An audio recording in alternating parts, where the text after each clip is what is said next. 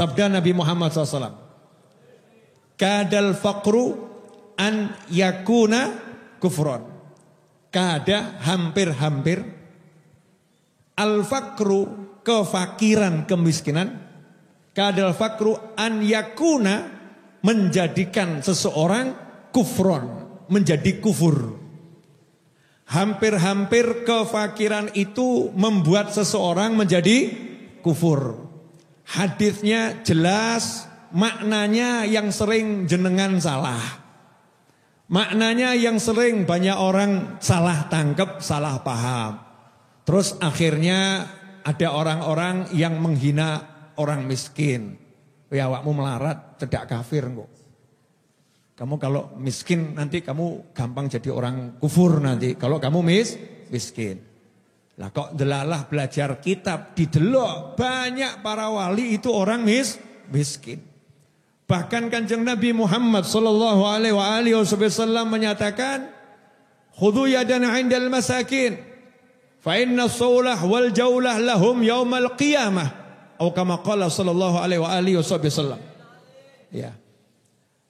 Hei umat manusia, hendaknya di dunia ini kalian melakukan kebaikan kepada orang-orang miskin agar nanti di akhirat kalian ditolong sama orang-orang miskin. Kenapa? Fa innas saulah wal jaulah lahum yaumal qiyamah. Karena nanti hari setelah kiamat, nanti di padang mahsyar, nanti di alam akhirat, as-saulah wal jaulah, yang megang kekuasaan, yang jadi penguasa, yang menjadi orang-orang kedudukan tinggi adalah orang-orang miskin. Yang bisa ngasih pertolongan kebanyakan orang-orang miskin. Makanya di dunia disuruh berbuat baik kepada orang miskin, biar nanti di akhirat ditolong oleh orang miskin. Bahkan dalam hadis yang lain Rasul bersabda, sesungguhnya orang-orang miskin itu akan masuk surga 500 tahun. Lebih cepat daripada orang-orang kaya. Yang kaya ngantri, yang miskin monggo lajeng-lajeng. Ya, silakan lewat, silakan lewat. Kalau mendengar yang seperti ini, Anda pengen jadi orang miskin atau orang kaya? Ya, penguasa akhirat loh. Wong melarat ki penguasa akhirat. Wong melarat penguasa akhirat. Nah, terus tadi Rasul bersabda, hampir-hampir kefakiran buat orang jadi kufur. Lantas maksudnya apa? Maksudnya menurut para ulama adalah khauful faqr. Bukan masalah nggak punya duit, bukan masalah di PHK, bukan masalah dipecat, bukan masalah tabungannya habis, bukan masalah itu. Yang jadi masalah adalah rasa takut fakir, rasa takut miskin. Rasa takut gak punya. Itu yang akan membuat manusia jadi kufur nanti. Gara-gara takut di PHK, akhirnya ninggalkan sholat. Gara-gara takut di PHK, akhirnya berani durhaka kepada orang tua. Gara-gara takut PHK, akhirnya berdusta. Gara-gara takut PHK, akhirnya hukum-hukum Allah dilanggar semua. Kenapa? Takut jadi orang miskin. Lah aneh bin ajaib bin apa meneh Bu? Ya bin buh ya. Bin bingung. Lah kok sudah melarat takut melarat. Luang saya itu termasuk orang pengalaman melarat. Alhamdulillah. Saya ini pengalaman gak punya. Sebab kalau punya pakai rumus tekno. Dapat, tekno, habiskan. Tapi belum habis, wis ono. Ya. Tekno, hurung entek, wis ono. Nyoh. Mau habis, datang lagi. Mau habis, datang lagi. Pengalaman melarat, jenengan belum pengalaman tuh? Alah, baru melarat sekali aja udah pusingnya luar biasa. Habib, gara-gara corona saya di PHK, hati-hati omonganmu. Hati-hati omonganmu. Gara-gara COVID saya di PHK, hati-hati omonganmu. COVID tidak bisa mem-PHK kamu. Yang bisa membuat kamu di PHK adalah Allah subhanahu wa ta'ala. Ada COVID, gak ada COVID, no wayai di PHK, yo di PHK. Beb, gara-gara COVID saya diceraikan istri saya. Ini kasihan COVID. COVID itu kalau bisa berteriak, dia akan buat laporan pencemaran nama baik. Sebagai COVID-19, nama baik saya dicemarkan. Saya dituduh menjadi penyebab begini, penyebab begitu. Nah, ini bahaya ini kalau sampai orang rusak akidahnya, ya rusak akidahnya, rusak keyakinannya pada Allah Subhanahu wa taala gara-gara takut tidak punya, gara-gara takut kehilangan, gara-gara takut jatuh miskin, gara-gara takut fakir. Jadi jamaah Majelis Ar-Raudhah tidak boleh takut miskin, harus berani sugih. Oh sugih gak wani. Orang gak berani sugih itu sedekah di Arab jajan mikir. Ya beli baju kaken ngitung. Cukup gak ya, cukup gak. Kaken mikir. Ya takut ya, kebanyakan takut. Jangan jadi orang yang takut jadi orang kaya. Kalau ditanya, siap jadi orang kaya? Jawab, aku sugih. Kenapa kamu sudah kaya? Orang wedi melarat. Orang yang tidak takut jatuh miskin berarti sudah kaya. Orang kaya yang takut jatuh miskin berarti miskin.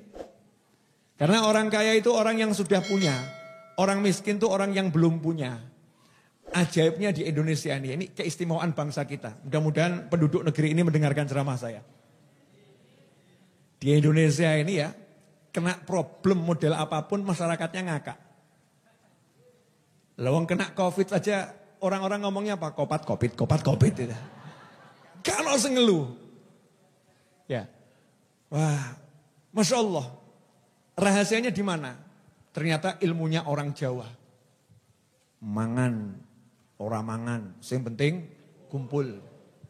Gak iso kumpul di dunia nyata, kumpul di dunia maya, betul kan ya? Masya Allah. Pakai aplikasi macam-macam. Yang penting kumpul. Wah lagi ngopo? Sampai saking lupanya kumpul, rok belum dibetulkan sudah tampil saudara-saudara. Iya, videonya on ya lali gitu ya. Lali, ya jilbabnya di atas dipakai. Masya Allah. Atas jilbaban, bawah nggak dijilbabi. Habib kok tahu Bib? Lah saya kan sering ceramah online gitu ya. Ya sering ceramah online tiba muncul pemandangan mengerikan saudara-saudara. Lali kameranya jatuh gitu ya. Cetuk ke bawah kan naudzubillah min dzalik. Makanya hati. Akhwani rahimakumullah. Apa rahasianya Indonesia ini kok insya Allah seterusnya tahan banting. Ya insya Allah seterusnya tahan banting. Rahasianya di sini. Di Indonesia ini kalau ada orang mumet dua kumpul, gak pernah ngomongkan mumet. Betul? Si mumet ketemu si mumet. Yang satu mumet di PHK, yang satu mumet di PHK juga sama. Satu PHK kantor, satu PHK kasih alias istri. Ya. Yang satu dipecat bosnya, yang satu dipecat istrinya. Dua-dua ketemu jaga jarak. Covid kok ya. Jaga jarak. Itu enggak ada yang ngomong, aku baru dingin ke bojoku, aku baru di PHK, enggak ada. Jawabannya apa? Dirokok gak? Pisang, kacang, apa yang kacang. Jadi enggak ngobrolkan masalah, langsung ngobrolkan kacang. Ya. Ngobrolkan, kalau yang ahli ngerokok, ngobrolkan rokok. Setelah itu ngomongnya enggak bahas sama sekali masalahnya. Terus ngakak bareng. Ya terus ngakak bareng. Ujung-ujungnya ditanya sama temennya, piye bojomu? Alas, waya ganti. Stresnya hilang. Yang satu nanya, lah piye? Kantormu piye? Bosnya nganyelno. Golek bos liyane. Masya Allah, selesai masalah. Kenapa? Dua orang mumet ketemu, gak ngobrolkan mumet. Adanya cuma di Indonesia. Di luar negeri orang mumet ketemu yang lain. Apa? Curhat, mumet aku. Yang satu jawab, aku ya bodoh mumet. Mumet ketemu mumet kuadrat. Jadi pulang semakin mumet. Makanya pesan saya buat teman-teman saya dimanapun Anda berada. Resep kalau kamu tidak mau mumet, ingat-ingat pesan Pak Novel ini. Apa itu? Ojo curhat. Selesai. Makanya saya kan anti curhat. Curhat sama saya macam-macam. Bye-bye. Saya pakai ilmunya Cakro. tahu pos ronda. Ini sekarang kan banyak orang yang ronda, lagi aktif ronda, betul kan ya? Pos ronda, itu orang yang duduk di pos ronda, gak ada yang ngomongkan mumet. Ngobrol kacang metu, blanggreng metu, telo metu, betul kan ya? Padahal mumet kabeh. 5 orang mumet kumpul, yang dibahas ngomong, wah kacangnya penak, wah telone penak. Yang dibahas yang enak-enak, hasilnya apa? Fresh, seger, tiba-tiba lu subuh, rampung, rondanya rampung. Coba kalau masing-masing termenung. Kowe ngomong apa? PHK. Kacang-kacang, gak kolu. Kira-kira suasana pos ronda bagaimana? Remuk, ambiar ya. Ya semoga almarhum Didi Kempot bahagia di alam sana. Ya, alhamdulillah. Dan juga sahabat-sahabat kita muslimin muslimat yang meninggal dunia, ya semoga berbahagia di alam sana. Diampuni dosanya, diterima semua amal solehnya. Jadi ikhwani rahimakumullah, resepnya itu kalau kumpul enggak bahas masalah. Jangan kumpul bahas masalah. Kumpul bahas yang enak-enak saja. Jadi kalau jenengan kumpul, saya maksud kumpul zaman sekarang kan kumpulnya dunia maya ya. Wah pakai handphone gitu ya. Piye kabare? Alhamdulillah. Jatah sugih, kaiso. Pokoke sugih.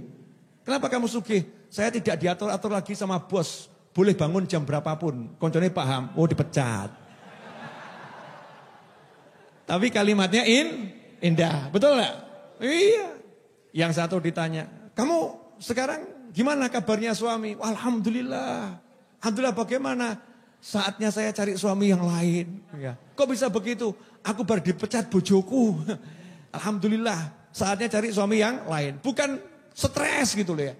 Sudah ada musibah namanya COVID. Masih ngurus A sampai Z. Mikir ruwet-ruwet. Naudzubillah min dzalik. Jadi saya ngajak semuanya. Yuk bangun negeri ini. Dengan cara ngomong sing apik. Gampang tuh angel? Yakin? Yakin enggak itu? Bu, ibu, kangen? Jujur toh bu? Bu, kangen enggak bu? Hati-hati loh bu. Istri saya ada di bawah. Menyaksikan. Ibu kangen sama siapa? Harus jelas dulu. Oh majelis toh ya? Alhamdulillah. Beb Muhammad ini lihat coba nih. Covid seger. Walaupun ada Covid ya, tapi seger. Masya Allah la haula wa la quwata illa billah. Kenapa seperti itu? Dhu ilmin. Orang yang punya ilmu. Maka resepnya di sini ya, pegang betul resep ini. Orang yang punya ilmu tuh kondisinya apapun mesti dapat solusi. Punya ilmu kok. Kondisinya seperti apapun pasti dapat solusi.